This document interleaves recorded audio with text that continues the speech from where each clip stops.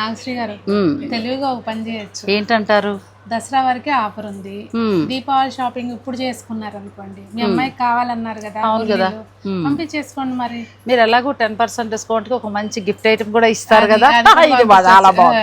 ఇంకొకటి కూడా నేను ఐడియా చెప్తాను సునీత గారు. ఇప్పుడు ఏంటంటే ఫంక్షన్స్ అవి ఇంకా మనకు స్టార్ట్ అయిపోతాయి, ఆ స్విజ్ మాసం వస్తాయి.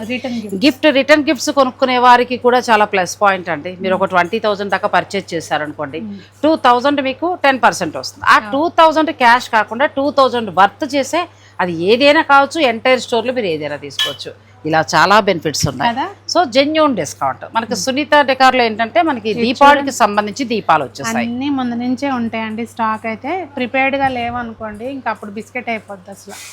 ఇవన్నీ ఉర్లీల్లో లాస్ట్ ఇయర్ ఈ దీపాల చుట్టూ ఉన్నాయి కదా, అవి అన్ని పీసులు ఉన్నా కూడా లాస్ట్ మూమెంట్కి లేవని చెప్పాల్సి వచ్చింది.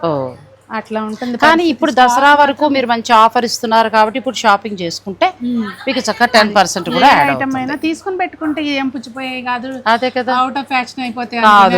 చక్కగా పక్కన పెట్టేసుకోవచ్చు. దీపావళికి హర్రీ బరీగా షాపింగ్ అవసరం లేదు.